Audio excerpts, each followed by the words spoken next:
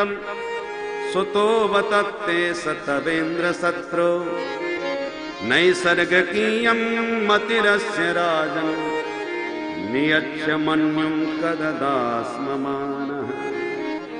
महाराज कहना पड़ेगा नैसर्गिकीयं मति, भगवान ने नैसर्गिक इसकी ऐसी ही बुद्धि बना के भेजा है, तो बोलो इसमें अब हम क्या कर सकते हैं?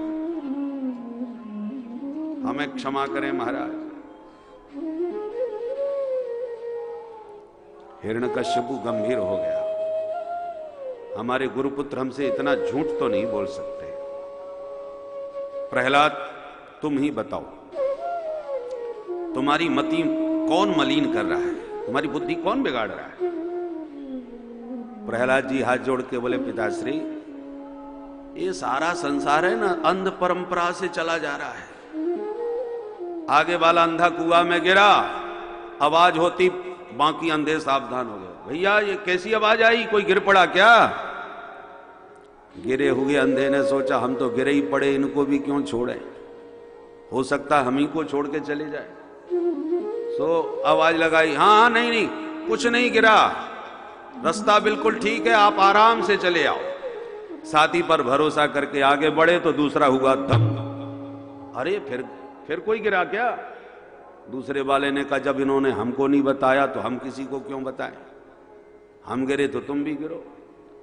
अंधा यथांधई रूपकी यमाना बाची सतंत्या मुरदाम निबद्धा।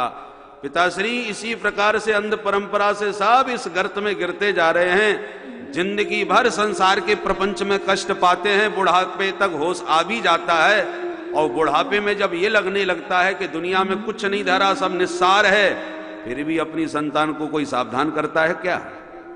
कोई नहीं। जैसे हम गिरे बेटा तुम भी गिरो, सब एक दूसरे को गर्त में गिरा रहे हैं, कोई किसी का हितैषी नहीं है इस संसार में।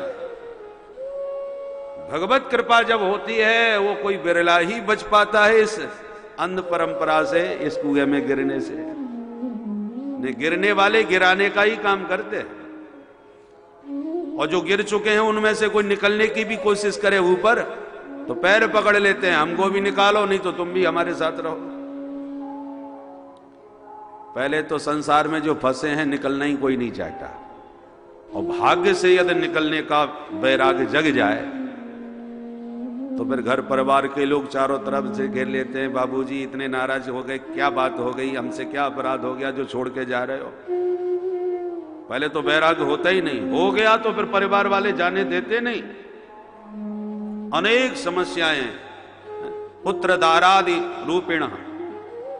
एकादश स्कंद में भगवान कहते हैं जब ब्राह्मण सन्यासी बनने का मन बनाता है तो देववृंद स्त्री पुत्रादिकों के रूप में उसके मार्ग में अनेक बाधाएं उत्पन्न करते हैं, माया के रूप में उसके मार्ग को अवरुद्ध करने का प्रयास करते हैं। इसलिए बहुत कोई बिरला ही होगा जो अबाध गति से इन विघ्नों को पार करता हुआ आगे निकल जाए। बोलो राधे राधे। राधे राधे। अब तो हिरण्यकश्यपु अतिशय क्रोध में आ गया। ले जाओ इस दुष्ट बालक को, मैं समझ गया इसमें भगवत भक्ति का भयंकर रोग लग गया है, और मैं ये भी अच्छी तरह जानता हूं ये संक्रामक बीमारी है, संक्रमित होती है। एक सिद्ध संत कोई भजनानंदी कहीं प्रकट हो जाए तो उसके संपर्क में आने वाले साथ ताल में तिलकधारी, मालाधारी, कंठीधारी, झांझ मजीरा बजाते नजर आने लगते हैं।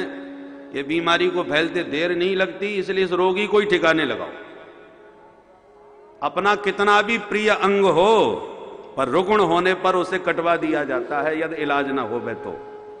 छिंद्यात् तदंगम यदुदात्मनोहितम शेषम सुखम जीवति यद विवर्जना। मेरा पुत्र है, मुझे बहुत प्रिय है, पर रोग इसमें घातक है, इसलिए मार दो। असुर तुरंत प्रहलाद को उठा के ले गए, अनेक मारने का प्रयास करने लगे। पर्वतों से गिराया, पानी में डुबाया, होलिका ने जलाया, विषपान कराया, भोजन पर प्रतिबंध लगाया, मारण मोहन अविचार सब करवाया, फिर भी कुछ नहीं बिगाड़ पाया तो मन ही मन घबराया। तब संडामर्क जी ने आके समझाया। बोलो राधे राधे। कि राजन बालक है, बदल जाएगा, आप परेशान मत होइए, थोड़ा अवसर हमको और दीजिए। बोले चले जाइए। तो प्रहलाद जी को पकड़ के फिर ले आए। एक दिन गुरु जी चले गए कहीं बाजार, मिल गया मौका, प्रहलाद जी ने सारे विद्यार्थी बैठा लिए अपने पास और जो प्रवचन दिया महाराज। मित्रों, कौमार आचरेत प्राज्ञो धर्मान भागवतानिह दुर्लभम मानुषं जन्म तदप्य ध्रुवमर्थदम्। मित्रों, संसार में बुद्धिमान वही है जो कुमारावस्था से ही अपने लक्ष्य को पाने में लग जाए। 5 वर्ष की अवस्था कुमारावस्था होती है। बुढ़ापे के भरोसे कभी मत रहना। 100 साल की उम्र हो भी तो 50 साल तो सोने में चले गए। आधी उम्र सोने में जाती है, रात में सोते ही हैं। आप प्रारंभ के जो 20 वर्ष है वो अज्ञानता में चले गए और 80 के बाद के जो 20 वर्ष है वो बुढ़ापे के रोग व्याधियों में इतने ग्रसित रहोगे कि यदि उस उम्र में रहे भी तो कुछ कर नहीं पाओगे।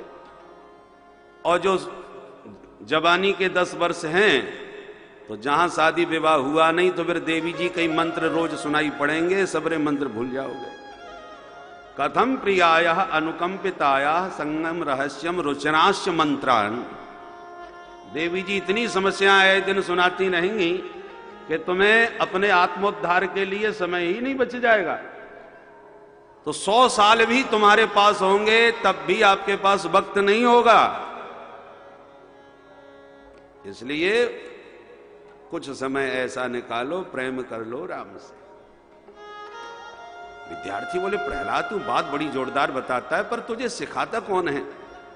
विद्यालय तुम्हारा भी वही, हमारा भी वही, गुरुजी भी वही, उम्र भी वही, फिर जो बात हम कभी किसी से नहीं सुने वो तुम कहां से सीख गए भाई? प्रहलाद जी बोले, जब मां के पेट में थे ना तब हमारे पिताजी घर में नहीं थे और इंद्र ने हमला करके हमारी मां का हरण कर लिया। नारद जी ने रास्ते में इंद्र को डांट के भगाया, हमारी मां को बचाया। हमारी मां ने नारद जी के चरण पकड़ लिए, नारद जी ने आश्रम में आश्रय दिया और बढ़िया बढ़िया उपदेश मेरी मां को दिया। मैया के पेट में मैंने भी सुन लिया। इसलिए हमारे असली गुरु तो देवर्षि नारद जी हैं। तब तो विद्यार्थी हैरान, भैया इसका मतलब हमारे गुरुजी ठीक ही कह रहे थे कि ये पढ़ा पढ़ाया पैदा हुआ है, इसको कोई नहीं पढ़ाता। भाई प्रहलाद, मन तो हमारा होता है कि तेरे साथ खूब गाएं बजाएं, नाचें झूमें, परंतु तेरे पिताजी की जब सूरत याद आती है तो हिम्मत टूट जाती है। प्रहलाद जी बोले, हमारे पिताजी से डरते हो और जगत पिता का भय नहीं लगता? जिन प्रभु ने मेरी रक्षा करी वो तुम्हारी रक्षा नहीं करेंगे क्या? भगवान कोई मेरे घर के थोड़ी हैं, वो तो सबके हैं। देवासुरो मनुष्यो वा यक्षो गंधर्व एव वा भजन मुकुंद चरणम स्वस्तिमान स्याद यथा भयम। हम भी दैत्य जाति के ही तो हैं, फिर भी भगवान हमसे कितना अनुग्रह हमारे ऊपर किए, कितनी कितनी आपदाओं से हमें बचाया, तुम साक्षी हो। तो क्या तुम्हें नहीं बचाएंगे? अच्छा प्रहलाद तो पक्का रहा, गुरुजी है नहीं, मौका अवसर बहुत बढ़िया, चलो आज कीर्तन करते हैं। और गड़बड़ हो तो भैया तू, तेरी जिम्मेवारी है। प्रहलाद जी बोले, अच्छा चिंता मत करो। फिर तो सब विद्यार्थी झूम उठे।